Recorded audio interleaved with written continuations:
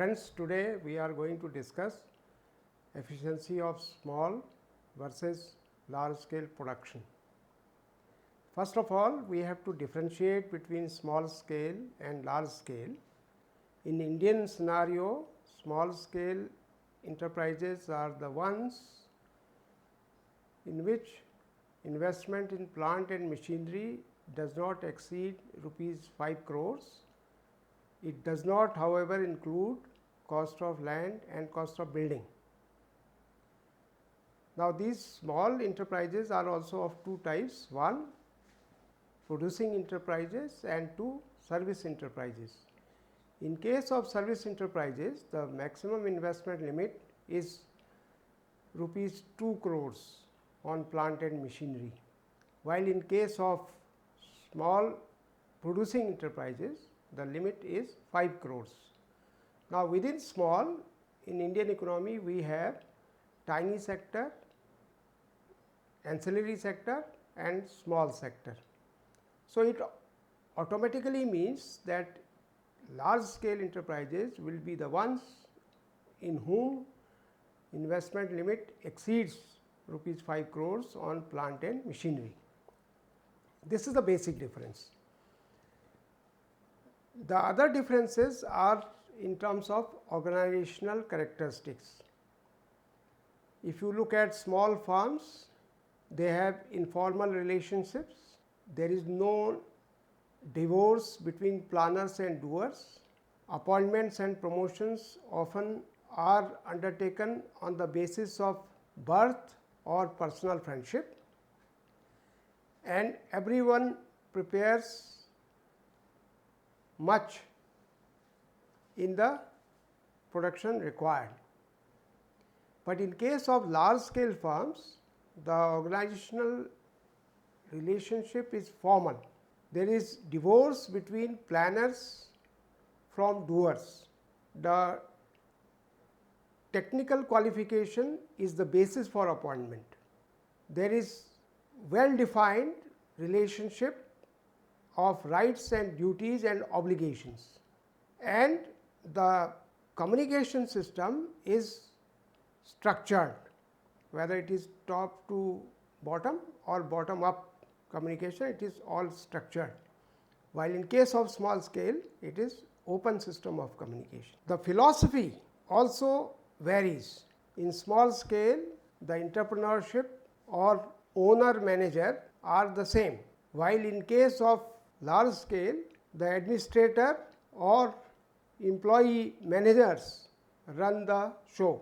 If we look at the source of authority, in small scale sector, there is traditional ownership and personal authority, while in case of large scale authority, the basic philosophy of small scale is there is no difference between ownership and control. Whosoever owns the business also controls the business. There is no conflict between personal and company objectives, and integration of work and social policies are same. While in case of large scale, there is control without ownership, because owner is different and controllers may be different. There can be conflict between personal and organizational goals, and there is economic performance as the ultimate criteria for control and command. So, these are the basic differences between small scale and large scale production. Please keep in mind, we are not discussing small scale industries or large scale industries. We are discussing small scale and large scale production. When we are trying to discuss the efficiency of small scale and large scale production, what are the criteria for assessing the efficiency? Actually, efficiency is defined as getting things done in a time bound manner. We can talk about output per employee as a criteria. We can also talk about capital per employee or total factor productivity as a criteria. We can also talk about technical efficiency. we can talk about assessing the viability of the unit, whether the unit is viable, potentially viable or non-viable. We can talk about managerial practices, techniques utilized by small versus large scale production, whether sound principles of management are being used and where they are being used in small scale or large scale. We can talk about market efficiency, we can talk about economic efficiency, that is the extent to which waste or other undesirable features are abolished. We can talk about Pareto efficiency, that is impossible to make one individual better off without making any other worse off. So, if we cannot make anybody better off without making somebody worse off, that is what is Pareto optimality. We can talk about allocative efficiency, we can talk about efficiency of wages, who pays more, who pays less, is there exploitation of labor. We can talk about business efficiency, that is revenue related to expenses. We can talk about relative efficiency, that is an industry either in small scale or large scale creating regional imbalances. So, there are various criteria I am trying to suggest, and a number of studies have been undertaken while discussing efficiencies. Dhar and Lydell in 1961, Hazra in 1965, Sanders in 1966 and 1969, Goldar in 1985 and 1988, Little, Mazumdar and Pei in 1987, Ramaswamy in 1990, many. These are some of the studies which have been undertaken to study the efficiency of small scale production.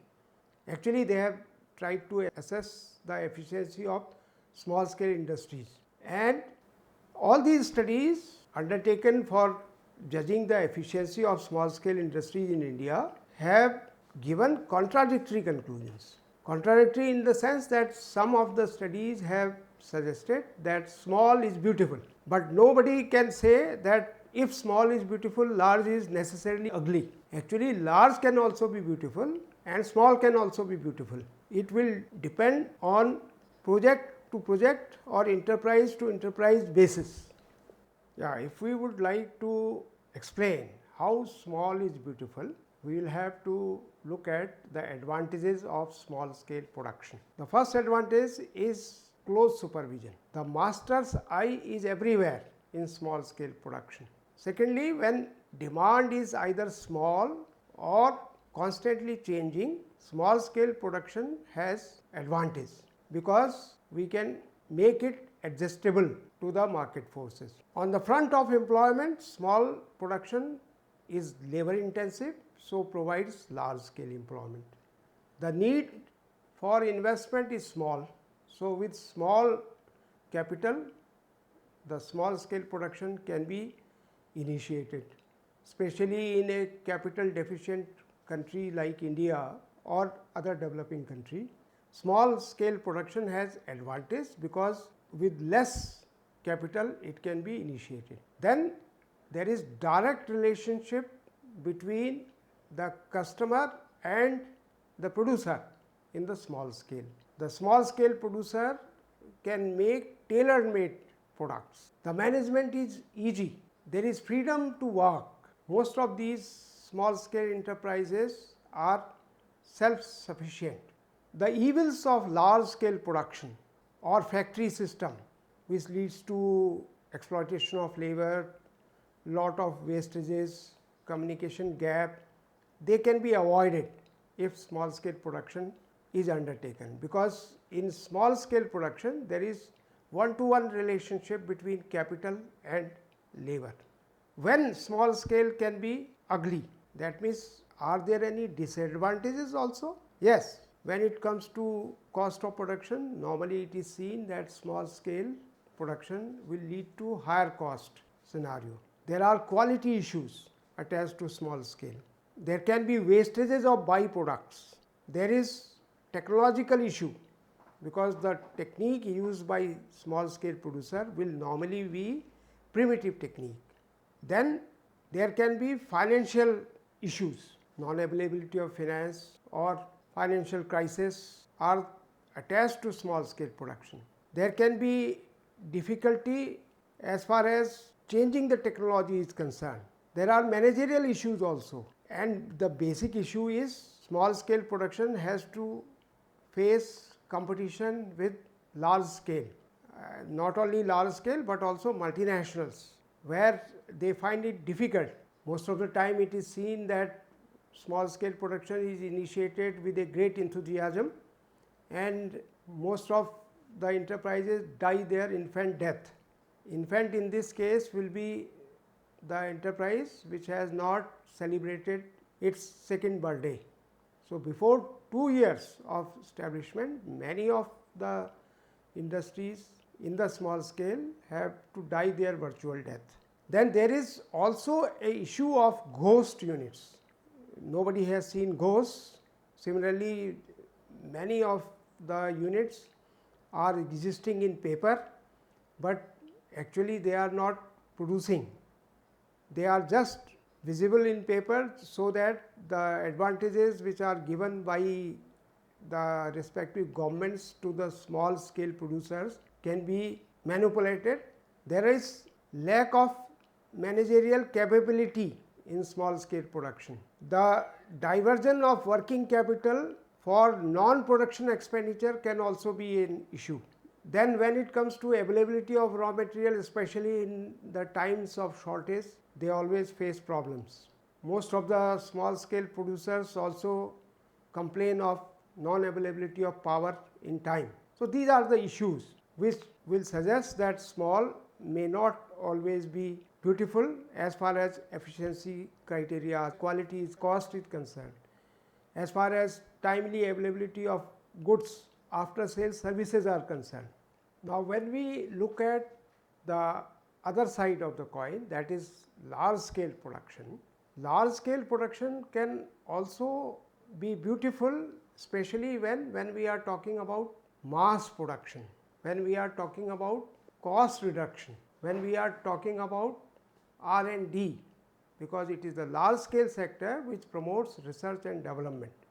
Even the small scale production cannot take place without large scale, because large scale produces machineries for small scale.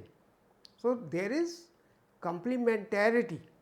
So, we do not have to look at both productions as one versus another. Actually, there has to be coexistence of small scale as well as large scale, because large scale has to teach many things to small scale. Similarly, small scale can also teach many things to large scale. You have seen that when it comes to economies of scale, which are basically of two types, internal economies and external economies. Internal economies are the economies which are arising due to indivisibility or due to specialization, like technical economies, that is economies of superior technique, and economies arising due to cost reduction, economies of division of labor and specialization, economies of linked processes, economies of the use of the products, especially the byproducts. Then marketing economies like bulk purchases, quality inputs, prompt availability of transport on concessional rates, managerial economies like functional specialization, which increases productive efficiency of the employee of the firm and reduces per unit cost of management, financial economies, cheap and timely availability of finance through market or through banking institutions, risk bearing economies, economies of research and development, economies of welfare like better living conditions to the employees, better working conditions. They are all internal economies. Then we also have external economies like economies of concentration, economies of information sharing from one another, learning from one another, learning with one another, economies of welfare like housing, health, sanitation, training institutes which can come up in the vicinity. This all leads to cost reduction and higher efficiency. But large also has diseconomies. You have seen that the economies can be reaped up to an extent, but if the project becomes too large, then diseconomies may crop in. Everybody's responsibility may become nobody's responsibility. There can be financial diseconomies, managerial diseconomies, marketing diseconomies, technical diseconomies, diseconomies of risk taking, shortage of transport, power, equipments, raw material. So, it will depend upon which side is heavier. Are the advantages more or disadvantages more? This being the experience that large is always beautiful, then have you ever thought why so many large scale enterprises shut their doors? Why they incur losses? As in case of small scale, we were saying that many of the small scale enterprises die their infant death. Many of the large scale businesses have also been seen closing. It must be borne in mind that our comparison has been between small scale production and large scale production, and not between small scale production and monopolized production. The whole matter of relative advantages of small scale and large scale production has been of rather acrimonious debate and can by no means be regarded as settled. Which is better, small scale production or large scale? The issue has not been settled by the economists. The studies point out that small scale production against advantages of large scale production at least seem to be a promise in certain areas, but not in all areas. Similarly, large scale has an edge all the time over small scale is not our conclusion. So, we will have to analyze small versus large, and we have to conclude by saying that the debate continues. The empirical evidences are not suggesting that small only is beautiful, as if large is always ugly. By the way, the other side of the coin is also true. Large is also not always beautiful, small may also be beautiful. So, this is what we have to keep in mind. Thank you.